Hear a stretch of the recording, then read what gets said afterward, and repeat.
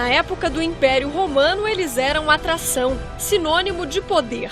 Sem lei para amparar os animais silvestres ou qualquer preocupação com o meio ambiente, o comércio era liberado. Durante quase 2000 anos da nossa história, os animais foram utilizados para a nossa diversão. A gente aprendeu muito com eles, a ciência andou muito com o aprendizado com os animais. Mas num planeta que ainda tinha pouca gente, que os ambientes naturais ainda estavam pristinos, conservados, não havia uma preocupação de conservação. Era só ir lá no meio do mato, pegar, levar para uso, sem que efetivamente houvesse uma preocupação de que um dia vai acabar. Não havia essa consciência. Circos e zoológicos faziam intercâmbio de animais sem o menor critério, sem respeitar o clima de origem ou hábitos alimentares, por exemplo. Nós fomos um dos grandes fornecedores mundiais de animais devido à nossa fauna e flora maravilhosa, diversa, linda. Então a gente exportou muito bicho sem nunca ter uma preocupação de criá-los. Então a gente simplesmente exportava. Então vários animais brasileiros são ainda hoje em dia shows em zoológicos europeus, americanos, asiáticos, pela beleza deles. Em 1500, descobrimento do Brasil, os exploradores encontraram uma biodiversidade jamais vista. Os animais então eram levados como prova do desbravamento de uma nova terra. Por aqui, os índios também usavam os animais silvestres, mas para outro fim. Além de alimento, eles serviam de enfeites, o que chamou a atenção de estilistas europeus. As penas exportadas custavam a vida de muitos animais. Para cada quilo do produto, eram abatidas de 100 a 300 aves. Só no século XIX, o comércio de animais ganhou força e se tornou um negócio lucrativo. A partir daí, várias espécies foram sumindo. Com a segunda revolução industrial, então o aumento da tecnologia, da produção humana e, por exemplo, a retirada da mata deixou de ser feita com machado, mas passou a ser feita com motosserra e trator. Então que a nossa capacidade de destruição dos ambientes aumentou muito e aí começou a haver uma preocupação com a extinção dos animais. A intervenção do Estado veio em 1934. O governo publicou um decreto proibindo o transporte, a caça e a venda das aves.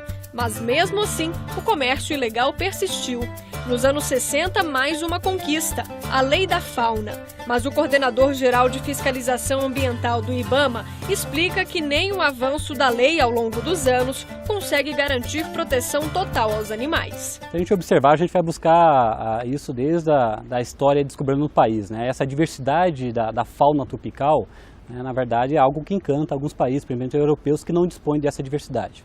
Fora isso também, alguns grupos de animais, como as aves, que são um grupo mais visado aí para o tráfico, tem dois interesses em particular. A questão ornamental, estética, atrativa, e por outro lado também algumas dessas aves elas são canórias, elas emitem cantos, e que também há um interesse e uma agradabilidade de ouvir. O que a gente observa de maneira geral é o tráfico, ele existe inclusive porque existe pessoas que têm interesse, que compram e adquirem, Existe uma cadeia econômica por trás disso.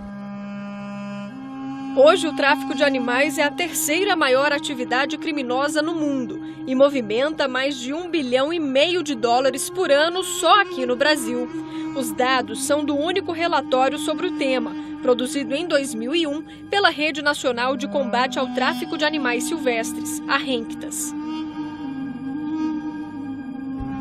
Os animais são transportados em condições precárias, dentro de caminhões, ônibus interestaduais e até carros de passeio. Esse transporte resulta em uma triste estatística. A cada 10 animais traficados, 9 morrem antes mesmo de chegar ao destino final.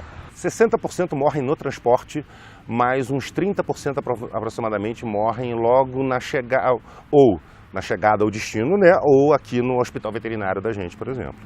Então, e nesse momento de contrabando, os animais, por ficarem deprimidos de imunidade, transmitem suas doenças facilmente e adquirem doenças novas facilmente. E daí vem o risco também de disseminação de doenças mundo afora. Com a saúde fraca, a chance de ficar doente aumenta, o que pode afetar o homem também. As espécies transmitem doenças e isso só veio à tona depois que papagaios brasileiros contaminados foram parar na Flórida. Uma exportação de papagaios brasileiros para o sul da Flórida levou junto com eles um vírus que que causa uma doença em galinhas, vírus da doença de Newcastle, que causou uma grande mortalidade no sul da Flórida nos criadores de galinha.